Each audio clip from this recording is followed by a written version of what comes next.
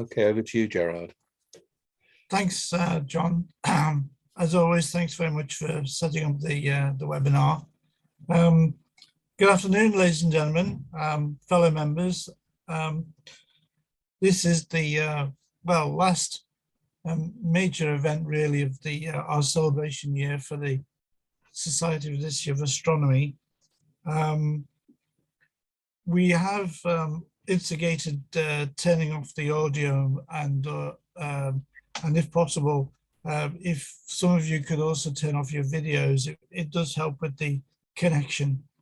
We will have questions and answers at the end, but if you wish to send questions while Wolfgang is talking, you can use the chat message device, which is at the bottom of your screen. You should be able to see it. But at the end, when Wolfgang has finished, there's a showing of a hand symbol which you can use to indicate on your screen if you wish to ask your question in person. This presentation is being recorded and will be made available at the end. But if there are any questions you wish to ask once we finish today, we will certainly pass them on to Wolfgang and hope that he can answer them for you. So I wish to welcome Wolfgang Steinicke. He started his astronomical career with visual deep sky observations. He studied astrophysics and mathematics in Germany, and his astronomical interests later focused on non-stellar objects, their data and historical sources. Revised versions of the leading catalogues, Herschel, NGC, and IC, were published. In 2008, he obtained a doctorate from Hamburg University with a dissertation on 19th century deep sky observations, which was published by Cambridge University Press in 2010, as observing and cataloguing nebulae and star clusters from Herschel Zadia's new General Catalogue. A comprehensive book on Herschel's observations appeared in 2021 entitled William Herschel, Discoverer of Deep Sky. And if it's not on your bookshelves, I do highly recommend that. Wolfgang is a fellow of the Royal Astronomical Society and a director of the History of Astronomical section of the German committee member he's a committee member of the Webb Deep Sky Society, a member of the Herschel Society Bath, and works for international organizations throughout the world. He organizes astronomical meetings and gives lectures all over the world, and is an author of 10 books and has published more than 300 scientific papers. His lecture this afternoon describes the epoch work of William and Caroline Herschel. It focuses on deep sky objects visually observed between 1774 and 1817 with various telescopes. Most of these were discovered in the monumental campaign between 1783 and 1802, and aided by his talented sister. 2,500 nebulae and star clusters were published in 3 enormous catalogues. William's exploration of the skies from southern England also covered binary stars and objects within our solar system, with the height being the discovery of Uranus in 1781. However, the man of German descent was far more than just an observer. He constructed large telescopes, developed new methods, and pondered the nature and evaluation of cosmic objects, resulting in the revolutionary view of the structure of the Milky Way. Please welcome Wolfgang Steinicke, who will present his presentation entitled William Herschel, Discoverer of the Deep Sky. Over to you, Wolfgang. Yes, thank you, everybody, and thank you for the introducing words here. And I hope you see my presentation now here. Is it right? You Yes, see the we're title okay. page? We're okay, thank you. Yeah. Everybody? Yeah. Okay. So, yes, I will start with the front page. This is the front page of my latest book, and we are now meeting for showing how Herschel has made his discoveries and how did his methods apply to the deep sky and other objects I will introduce here, including solar system objects and many others. So let's start here. I would start the presentation now. Yes. So this is what Tom, if you want, and the live data 1738 and 1822, and that's also our period we will cover here, maybe starting in the 70s at best. This former life was due to musicians and musical performances. This is not our subject here. So let's start with the content. I will first make some short remarks about the star reviews and new double stars, and then the Great Sweep campaign already mentioned by Jillian is from 1783 to 1802, and then the sky coverage and new nebula and clusters will be discussed here. The star gauges or gauges and the extent of the Milky Way, on this structure of the Milky Way and its developments in that theme. Later, Caroline Sohn catalog, which was not published, and the solar system observations will end my presentation. So I hope you can understand me well, and apologize for my German, not native speaking English. So I start with the results of my recent research, which took many years, and many of the results are new, and the work is based on a large amount of data. And imagine that the manuscripts are huge, and there are many of them. I have digitized the primary sources, the manuscripts, the notes, the letters, the publications, to get rid for a special analysis and develop tools to list these things, to make statistics and relations and graphics and so on. We'll present here partly. I have 50 years of deep sky observations in my history, and so this is very helpful to understand the work of Herschel, because I know how he saw things and can imagine how the problems, or what the problems are, and how to interpret the written notes. So that's the basic stuff here, and we now start with the first observations made at Bath. And the first objects were Saturn and the Orion Nebula, called the lucid spot in Orion's sword. And he made some notes here in his first journal from March 1, 1774, and from 2nd and 4th March, and all consider all concern the nebula in Orion. This is the first drawing of him, showing 3 stars in the middle. Later, the 4th star was seen by him, and that's the way the name trapezium was created by him. These are other later drawings from him. He wasn't a good drawer, but the main features are seen perfectly.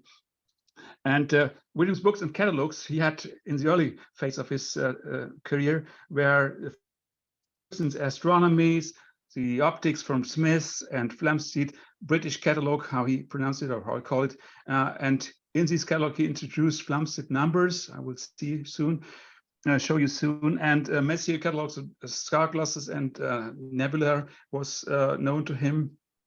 And of course, Meyer's double star catalog, which he enlarged in major parts. So now this is the title page, or one front page of the British catalog he used. And his first observations were about double stars. And to choose these stars, it was essential that he has certain maps. And the one map he had at the beginning of Steinicke and Herschel, the two maps of the northern and southern hemisphere, and they show the stars from Bayer, Flamsteed, and later Helle for the southern part. And this is the title page of the Atlas Celestis, a big tome which he had later on for interpreting the stars.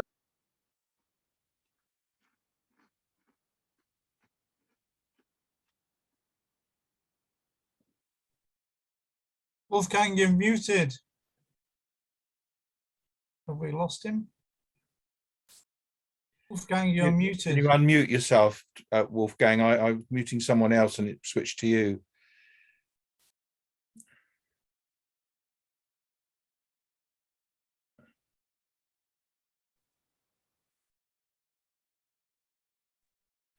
You hear me? We can hear you now. Okay, yes. thank you. Thank you very much. Oh, thank you. Okay. I don't know how it was muted now, yeah? So I think maybe it stopped at this slide here, and I was talking about the northern and southern maps Herschel had on his desk, or the Flamsteed Atlas, which was mainly in Caroline's hands to get notes or to make sure what stars were observed and which stars could be observed in the night. So anyway, I already told that William has introduced Flamsteed numbers for his own purpose. He's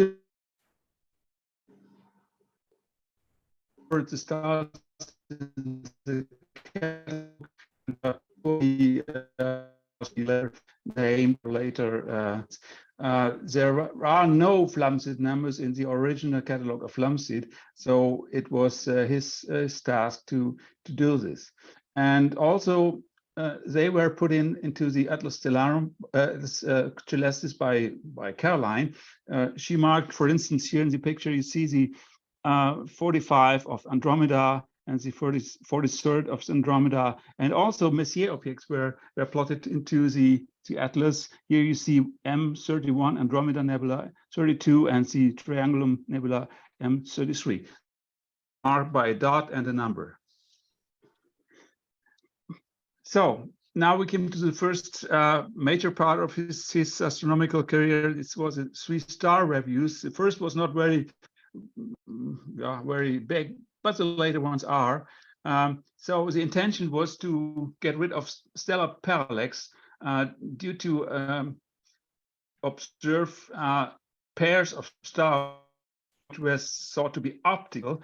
So if they are in different distances and one is nearer as the other, so there's a relative during the year. So that was his aim to locate these differences in positions. Later, he has actually detected orbital motions, and there are real pairs or physical pairs. So that was pretty late, and in his career, at the beginning, he thought they were only optical. 2 published catalogs include 699 new double stars. The catalog of Maya had only 72. And many other objects were seen during the mission done with the 6.2-inch Newtonian, and 73 Messier catalog objects were observed in that period. And this is the instrument he used. This is also the instrument which was used when this Uranus was discovered. And first, we have a look on the 3 reviews, but the second and third are much more fruitful for getting new pairs of stars or triples or multiple stars, whatever. So the periods of the second and third are from 1779 to about ending at 1783, and so were made advanced and later at Datchet, and over 225 nights or 261 respectively. And the selection of stars were from Bayer, Flamsteed, and Herschel looked at Flamsteed stars and checked the vicinity of the stars to see if there are any doubles. And the magnitude limits were about 7, 8, and 9. And the maps used were, in the first case, the Senex and Harris charts, and then later the Atlas Celeste or Flamsteed. And the reflectors were the 7 feet reflector we show here. And in the first review, or that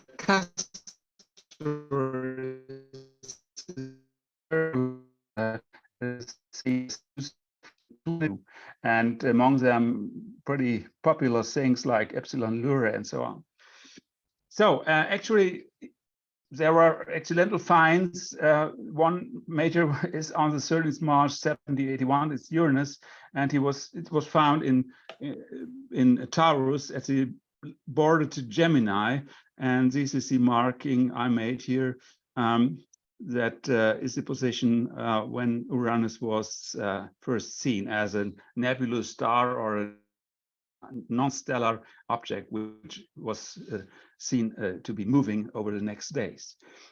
Further discoveries were 12 nebulae in clusters in the first turn, and among them the fabulous Saturn Nebula, NGC 709, 6 periodical stars, which are variable stars like Alpha Hercules, and 8 garnet or red stars.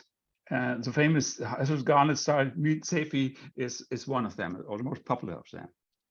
So now we start with the sweep campaign, and the standard reflector for the campaign is the 20 feet reflector with 18.7 inches aperture with a metal mirror, and it has a standard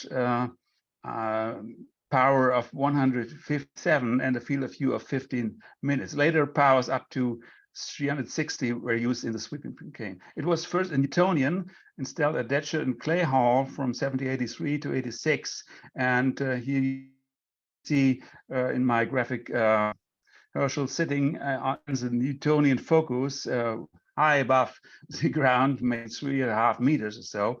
It was a dangerous task in the night. He had to climb up the front ladders up to the station there. It was not easy. Later, it was changed to a front view where the mirror was removed, and from its law at beginning at 1786, all the later sweeps were made with this design. And now he could also use a special mechanism here to shift the bottom of the tube to the middle, so to get rid of the zenith, to see zenith objects as well. And there were many main motions.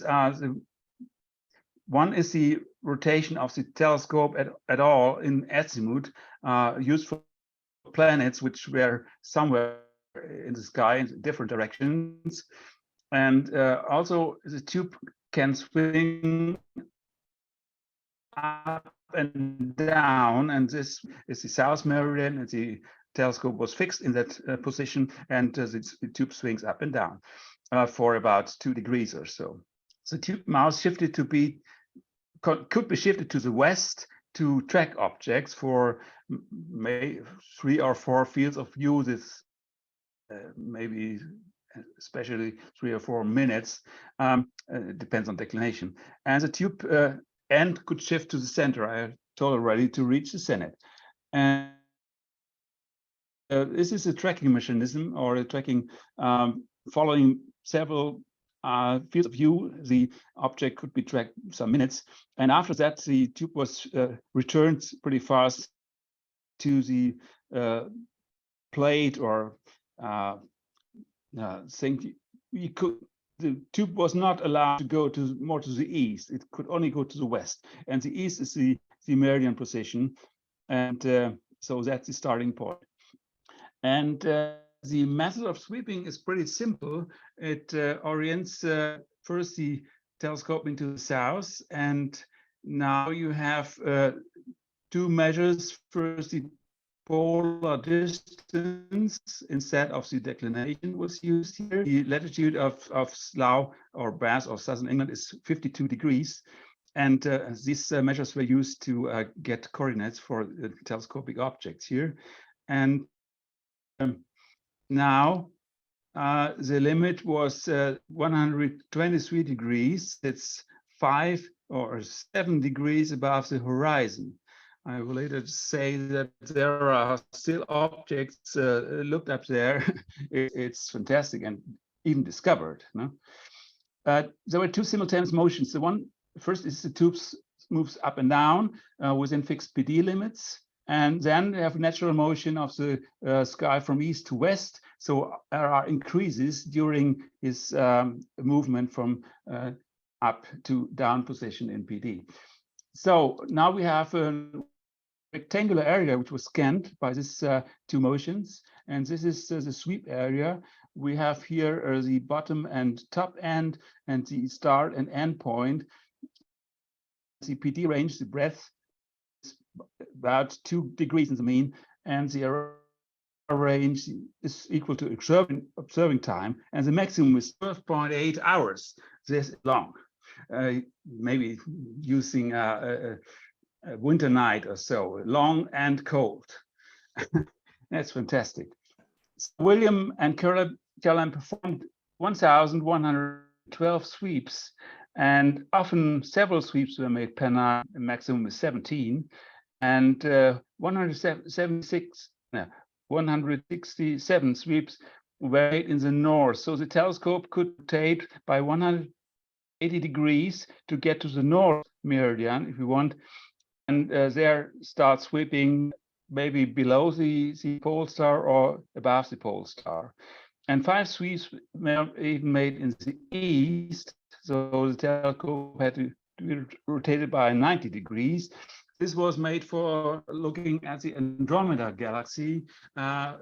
It was too high in the south to be looked up with the telescope. The first time it was not possible to reach the zenith, and so that was a limit which was not reached then. And so to see the big galaxy or big nebula, it was rotated to the east, and so it was easier and was lower above the horizon. So sweep and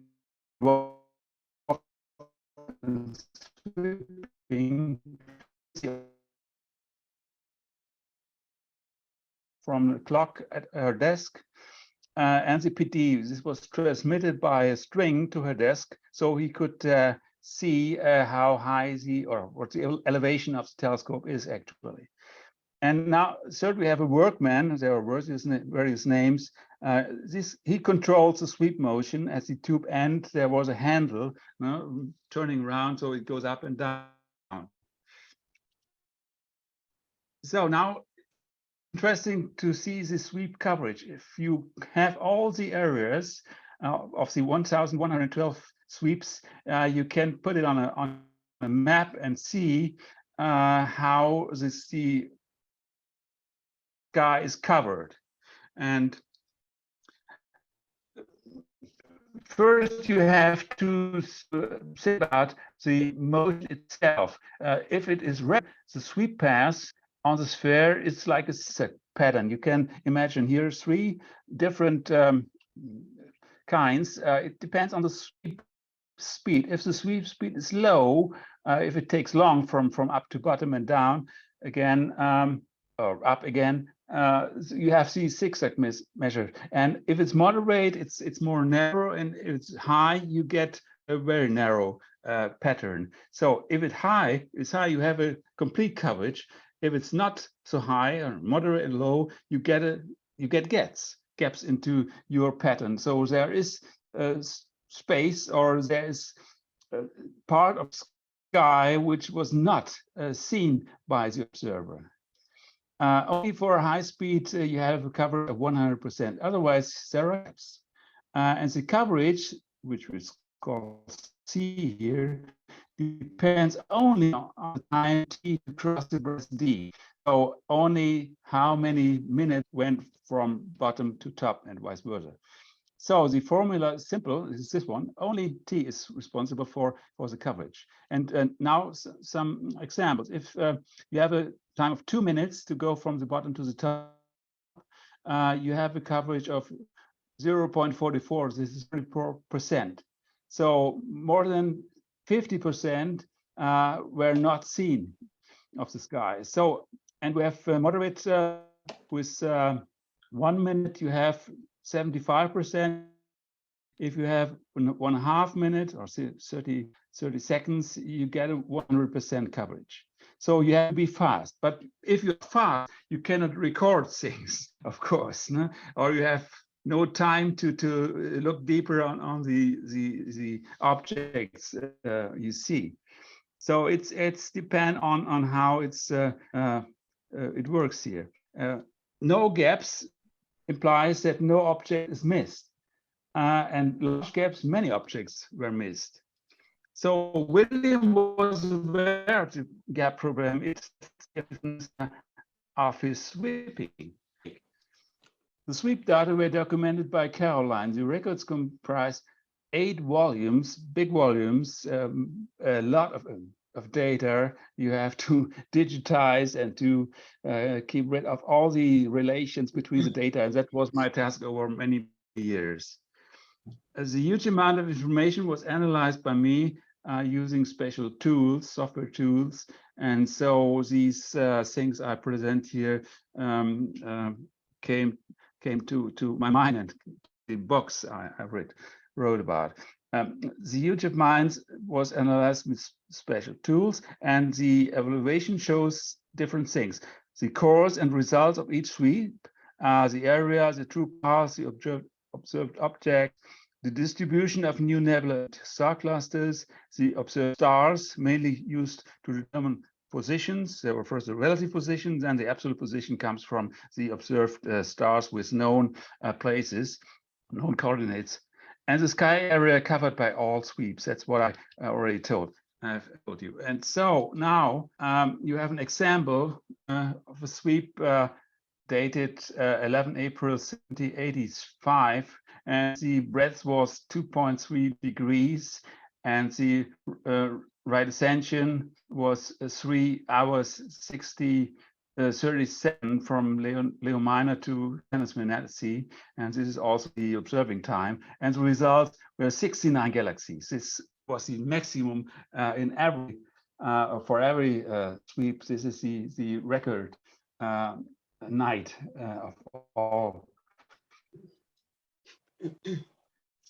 So, and this from there, this is the actual those track objects to get nodes, and so and then it goes up again and goes down again and so on. And this sees that it's not quite regular. It's regular in some places, but not at all. Here a section of about 30 minutes of observing, which several new galaxies. All the new things are in yellow here. The not seen objects are in red. The sweep is a semi-regular pattern with different path lengths and speeds. So most objects were actually seen. It's fantastic. When a nebula entered the field, William issued a stop order to the workmen for a study up to 3 minutes of time, and he called out a brief description to Caroline. Here you see a part of her early notes here. There is a nebula here, and there's some stars, and so they were all recorded. And the motion was then reversed when he expected neighboring objects. So why he could do that? It seems that he anticipated new objects. He called it an instinct of when it is likely to find nebula. It's crazy. So now we see the total picture of all sweep areas coming from the analysis I made. And here you have the gray areas. The gray rectangles are the 1,112 sweeps, and they are overlapping, of course. And the red dots are the newly found nebula and clusters, 2,447, not 2,500. And the black dots are the observed stars, 3,638, and of them over 1,000 were used as reference stars to get positions. So the total sweep area covers 90% of the sky visible from southern England. It's fantastic. It's the work of 20 years. And the geometric analysis, which I shows that total sweep or area overlap is about 36%. So many areas were seen twice or 3 times or even more. And some objects were seen multiple times. The maximum is 8 for one. So you have the opportunity to say more about the object or write down more about the object. In case of complicated situations, a nebula with some surrounding nebulas or complicated structures or so. So that was his task to do multiple sweeps of the same place. So it is difficult to say how is what is the coverage for each sweep area, but by a statistical trick you can estimate the total sweep coverage of all sweep areas. I already told that it's not 100% in the mean. It's maybe about 50 or 60 or 80%, no? Depending on the sweep and the sweep speeds. So the thing goes like this here. With the 18.7-inch, William was able to see all the objects brighter than 30.5 magnitude. This is the brightness distribution of all objects he saw, and you see the maximum is about 30.5 magnitude, and there are even one is about 15 magnitude, and the brighter one brighter than 5. So that's the distribution here. And the sweep analysis shows only a few of them were missed on the pass. This implies a high success rate. And the area covered by all sweeps contains 3,523 objects brighter than 13.5.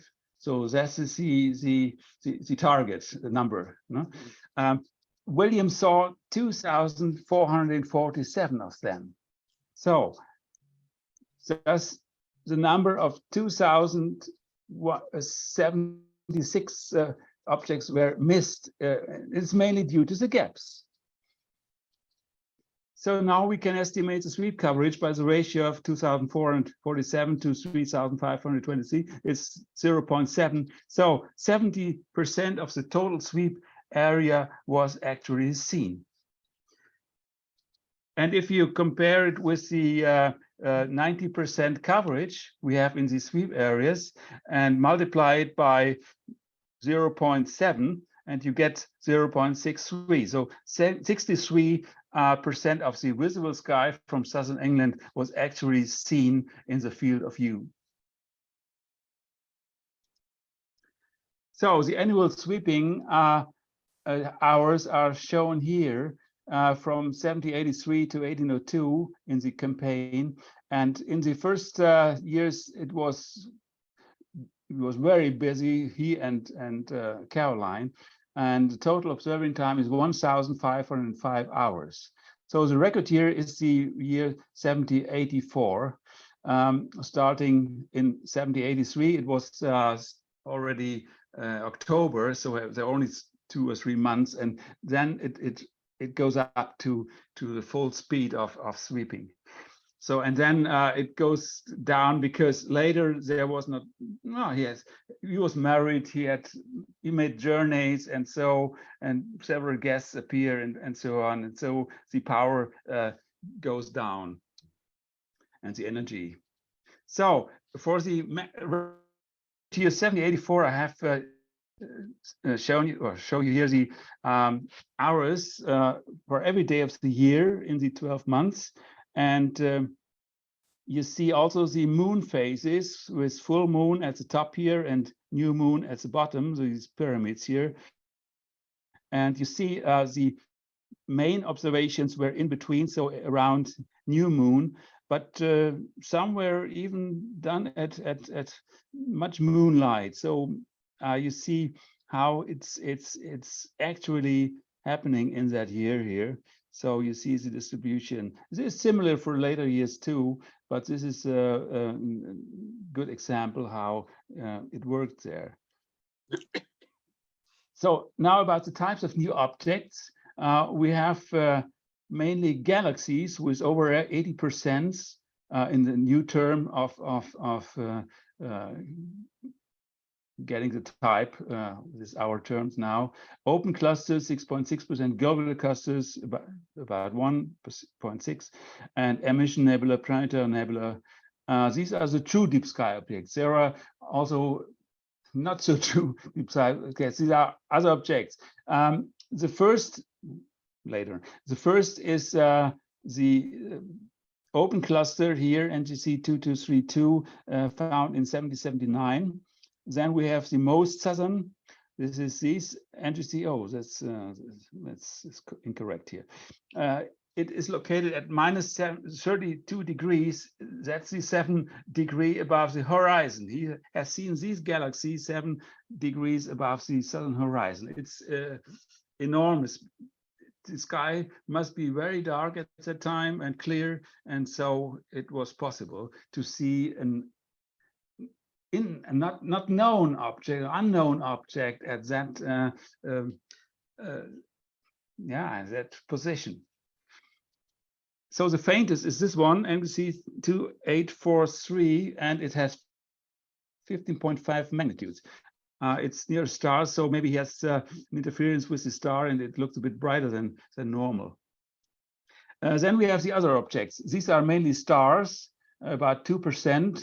Stars, double stars, multiple stars, taken maybe as light with surrounding nebula, but it's only an impression or a wrong image he had. Galaxy parts and not found objects. Here's a brightest star which was found to be nebulous, which is not true. It's one of the bell stars of Orion, and here is a part of the Andromeda galaxy, which was seen as a single object, and you see 206 here. And star groups, for instance, here, this one, star patterns, which are not real clusters. So the positions were determined by reference stars, I said already, observed in the sweeps. The stars were known, their position were known, and he measured the distance to the star, and so Caroline made all the calculations for getting absolute positions. So the accuracy is about in array 3.5 minutes and in PD 2.8 minutes. And this is enough to identify the object later. Also, the description is helpful, and by that you can clearly see this is this object and this is another one. So you can distinguish between different objects. It's a high accuracy for looking at the mounting and the things he had at that time. It's not comparable to the refractors later mounted on equatorial system there. So William made also some interesting drawings. He was not a good drawer, was much better, but it's enough to classify the systems there, to classify the objects. And this was also Caroline's task. She defined 8 object classes from 1 to 8, and here are a few examples. This is the Dawn galaxy in Andromeda, which is drawn by him, and you see the black division. It's actually the absorption lane of the galaxy. And here you see Hubble's variable nebula, which was seen with a star with a fan, and it's a young object, we know. Now this is part of the Cygnus nebula, the supernova remnant, Veil nebula, and the eastern part. It's a huge object he has seen in several sweeps and made a drawing then for as a result from all these observations. And this is a globular cluster M53 in Coma Berenices. This is a star with a nebulous atmosphere in Taurus, which led him to think that the star was born from a nebula concentrated by gravity towards the center. And this is the galaxy M98, Coma Berenices. And you see also the finder chart here. Now, he made a finder picture and then two different versions of the actual nebula here. This is the one which was later published and engraved. So William published all these things in three issues of the Phil Trends, and they appeared in 1786, 89, and 1802. It was portioned to 1,000, 1,000, and later to 500. She was exhausted. He had in mind to have another 1,000, but they were at the end of their capacity, and yes, and the family affairs were responsible for his diminishing powers and to use every night for sweeping and so on. Here is Karen's draft of the first catalog. She was very accurate in writing, and this was then transferred to the Royal Society for publishing. And the sweep records also contain 145 new double stars found during the sweeps, and this was published just at the time of his death in 1822. And I also found that there are 76 uncatalogued objects, nebula and clusters, hidden in the data. So this is my contribution. And there are 103 papers, 31 are published in the Phil Trends, now in the Philosophical Society of Bath, member journal, and 7 in 38 and one society. This is the catalog of new double stars. And overall, the content of the papers are mainly solar system objects and experiments with telescopes, mirror making, and so, and theory. This is, maybe you can tell about astrophysics in that connection. Stars, double star instruments, nebula and clusters are even the minor part of all the things here.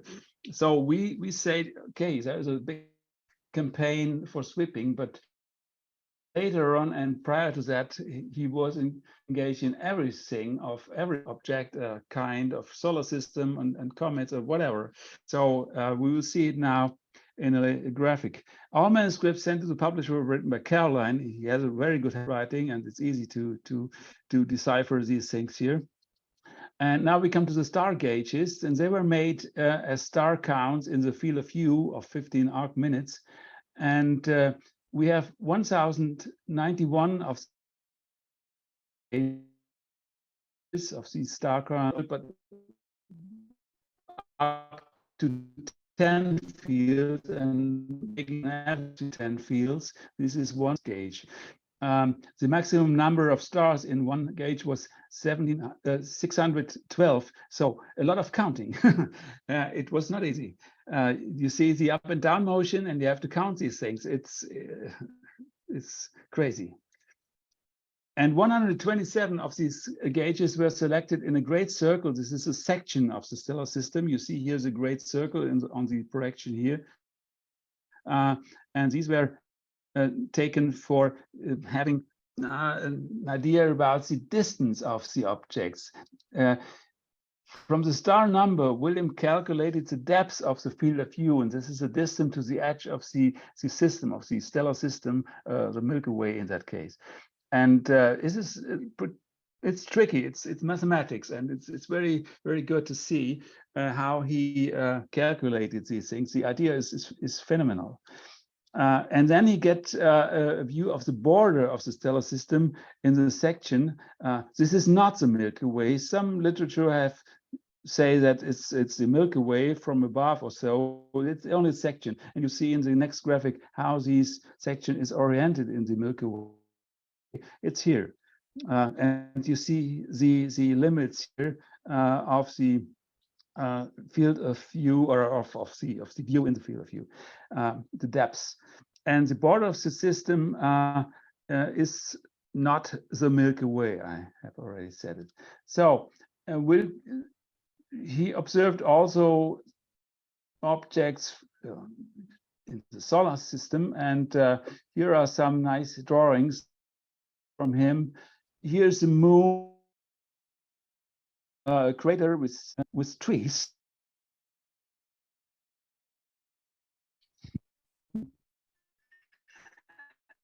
And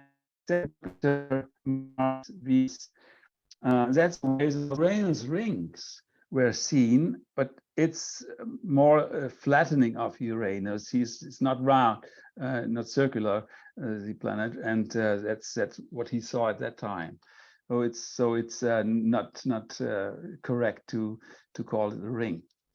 He saw 2 Mercury transits and 4 solar and 2 lunar eclipses. The first already when he was in Yorkshire, it was 1766, and the total lunar eclipse was documented by him. And then the Mercury transit and so on and so on. The late partial solar eclipse on 16 June 1806 in the late afternoon. There is no total solar eclipse, but only total lunar eclipses. It's all documented and yes, written down by Caroline and then later published and so on. So in 1783, he even discovered that the solar motion goes towards the star Lambda Hercules here. And later he made another paper and stabilized his theory. It's fantastic how he creates these things, and it's real. So the sun and the planets move to that point. It's correct.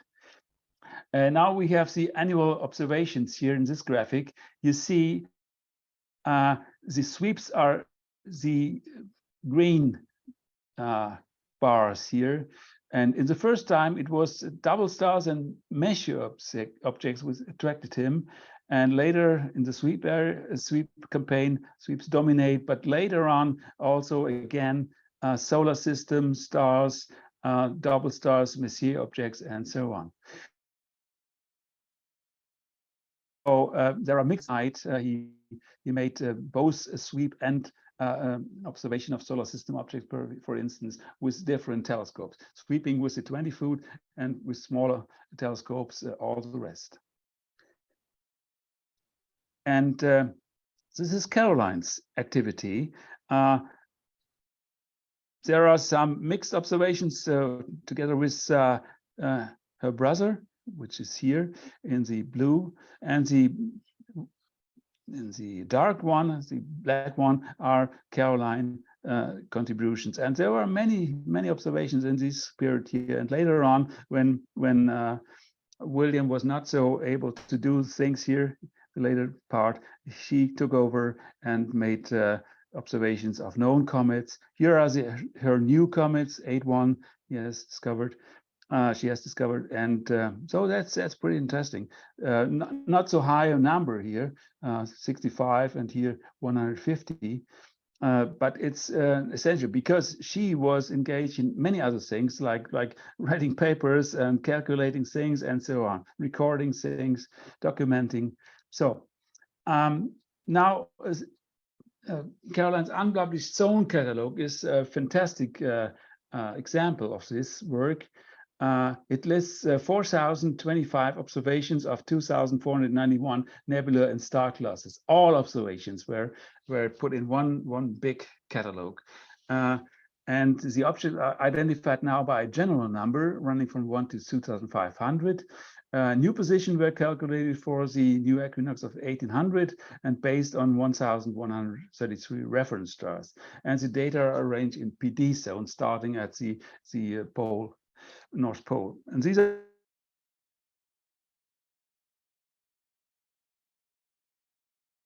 and last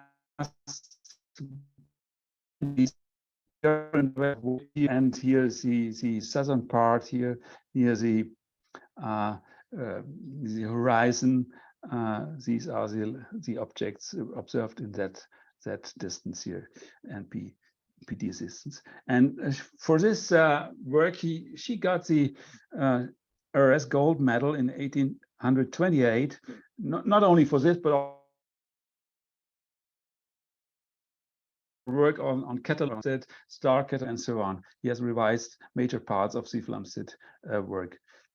So now at the end, we will summarize the work of William first, and the discoveries concern Uranus, 2,440 nebula and clusters, new ones and identical ones, identified ones, and 844 double stars, and later their orbital motion was detected. The variable and red stars include this summary here. 4 moons, 2 from Uranus, 2 from Saturn, were detected or discovered, and the planetary rotation was detected. The solar motion, the thermal radiation in 1800. Yes, this is his contribution to astrophysics or physics. And instruments, the largest telescopes ever made, the 40-foot reflector, which was not so successful, and there are only some sweeps made with this telescope, and it's not worth to include it in this short review here. The front view was designed by him. It was done earlier by others, but he made the major observations with his design. And the micrometer he designed is interesting, and then the stellar statistics, the star counts there, the distance estimates to get the Milky Way structure. A new magnitude scale was developed by him, maybe more in the later parts of his work after sweeping. Theories, the structure of the Milky Way, the nature and evolution of nebula and star clusters, so coming from a central, from a nebula and concentrating, then condensing into one star or stars to form a cluster. The definition of globular clusters is due to him. The planetary and dark nebula he introduced first into the astrophysics, and dark nebulas were more thought about as voids in the sky, but later it turned out that they are points of absorbing matter, letting starlight diminish here. The publications, the catalog of double stars, nebula clusters mentioned already. Yes, and now here's Caroline's contribution. Discovery of 22 nebula and star clusters, 8 comets. Yes, no comet by William. He was not happy with that. No comet runs to his new comet runs to his field of view, which was not known at that time. He observed comets, of course, but found no new one. Anyway, the assistants preparing and recording of all sweeps, huge amount of work. The evaluation, the documentation, the calculation, the cataloging, the publication is all her task. The publications of his own catalog, the revised version of the British catalog, and one paper was actually published in the Field Trends by her. So yes, that's much less than William. But anyway, the two must be seen as a double star, if you want. So this is their result and their success. Now we have to keep it as a whole by both persons. Later, John appeared. This is another story.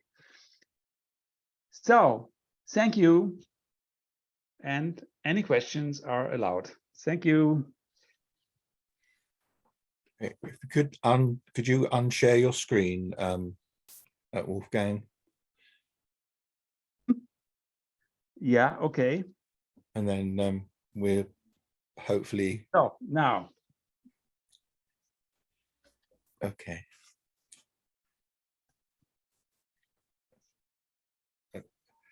think that Gerard, and I think, Right. sorry, Gerard, do you want to do the question, Gerard? Yeah, there is one question on the chat device from Mike Leggett. Is there any information about the various workmen who assisted the Herschels with their observations? Did you hear the question, Wolfgang?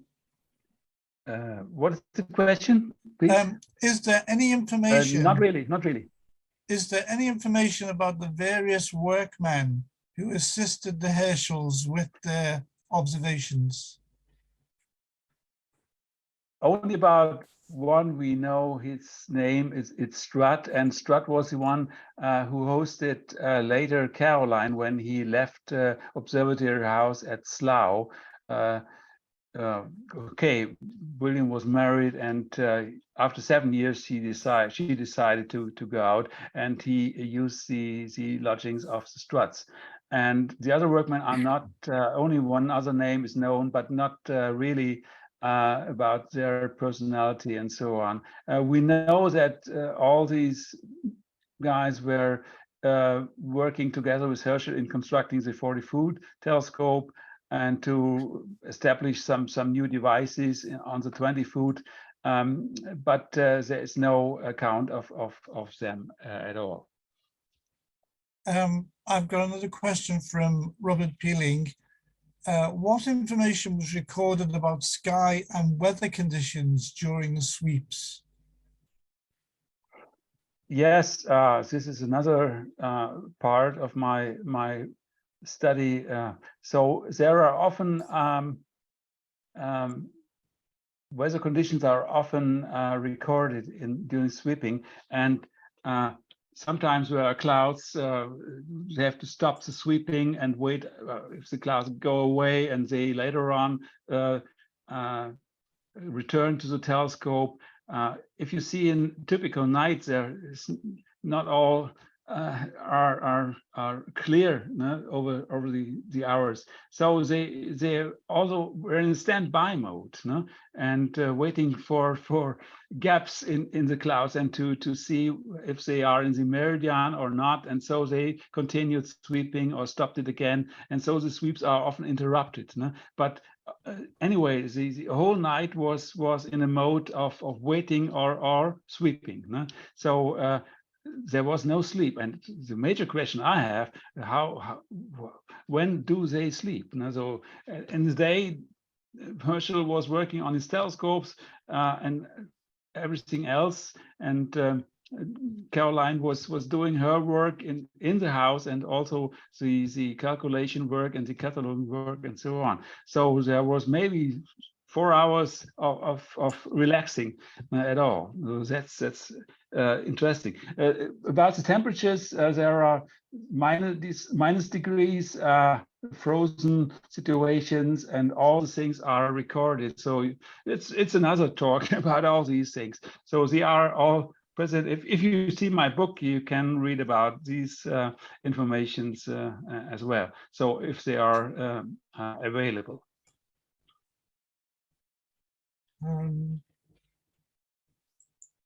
Okay, there's a few nice comments coming in about your talk. It is unfortunate that now and again you did drop out, but that's beyond your control, unfortunately. So if anyone has a question they wish to ask themselves, if you want to use the reactions. Could I ask a corollary to Rob? Yes, John, over to you. Yes, I can understand clouds, but how did they cope with rain on the mirrors and things? Did they, I mean, they must have had rain. What was the procedure? Yeah, of course. Yeah, so there was no dome and there was no overall cover of the telescopes. They only cover the main mirror and the secondary in the first period, no? And it was a small cap or so, no? Or a plane, no? Which covers the things. So the telescope was not put in the vertical, but only also in the or mainly in the horizontal, no? Because then it's not so influenced by rain and so on. Or wind was often a problem. No? It was very windy, and there are records about that. No? So, or even stormy. No? So that terminates some of the missions there. No? Thank you. There's one coming in from the chat. It's from William Shunter. Did William and Caroline have a good estimate of how much of the sky they had covered and how much they had not covered? Mm-hmm.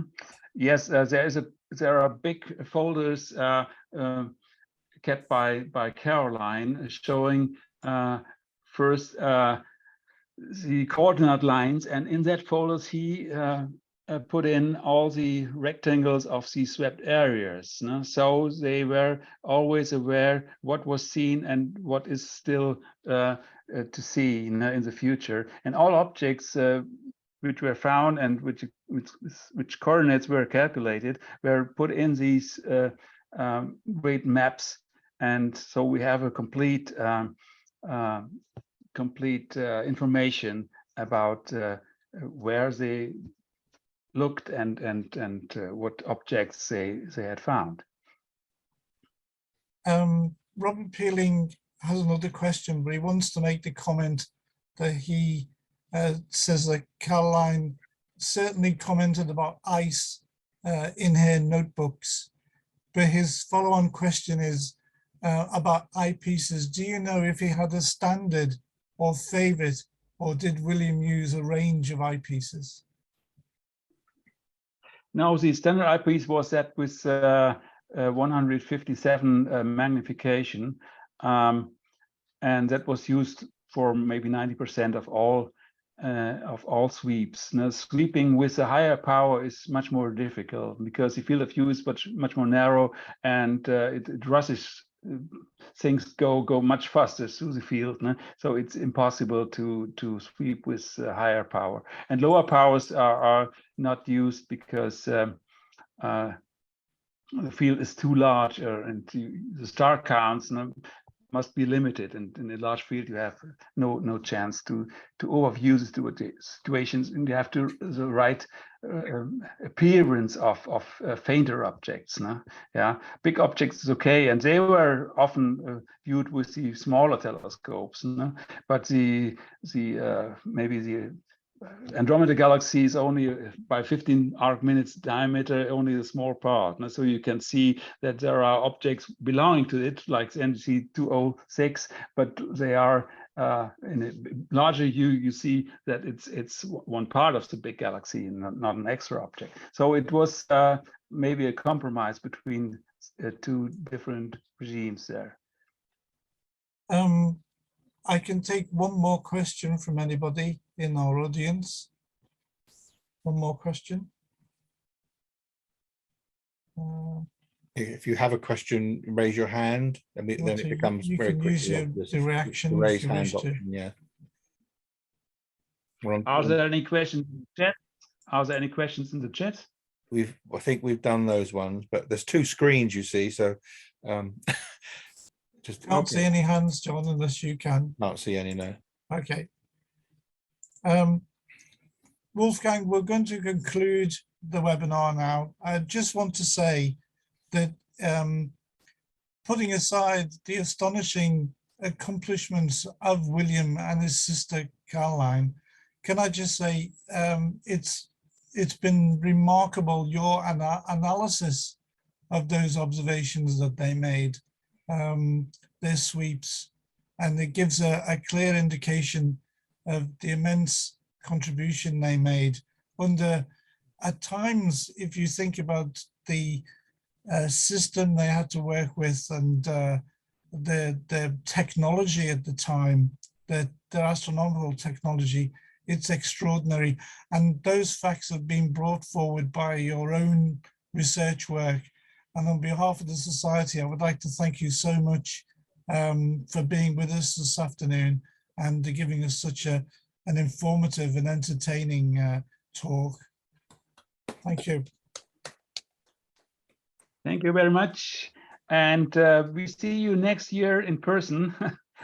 Yes, Wolfgang, for everyone's information, is giving us a person face-to-face talk at the October 2023 Autumn Conference. So you'll be able to, if you can, bring his book with you, but you'll probably need a small removals van because it's so heavy.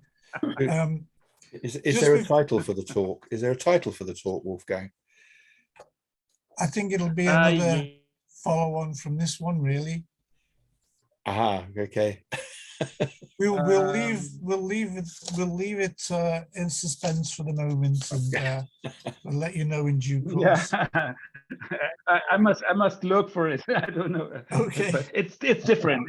It's different from this talk. Yeah. All right. But also it goes in the Herschel direction, of course. Yes. Yeah. Okay. Before we conclude, I've just got a bit of information for the members who are with us. That we will have another webinar on Wednesday, the 25th of January, 2023. It will be at 8 p.m.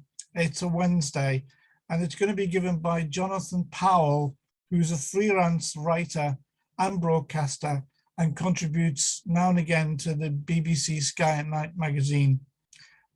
He's also works for BBC Radio Wales and is an astronomy columnist for several newspapers.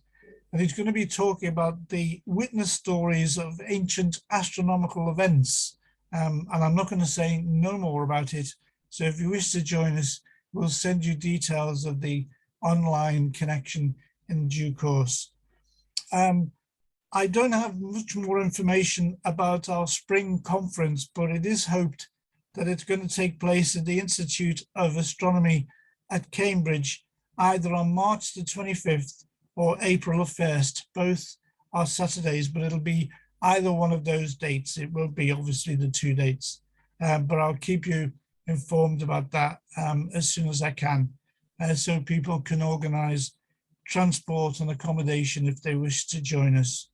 And I'll let you know when I do have the information about speakers, but I'm hoping that there'll be a few galactic star speakers for you to hear face to face. So again, can I wish everybody, it isn't too early and it's not too late, a very happy Christmas, and take care during this coming new year and the remainder of winter. And again, please show your appreciation either on sound or visually, your appreciation to Wolfgang. Thank you, Wolfgang, very much. Thank you very much for listening. See you later. Goodbye, everybody, and thanks very much for joining us this afternoon. And I wish you all well. And if you need to have a journey home, safe journey home. Oh, yeah.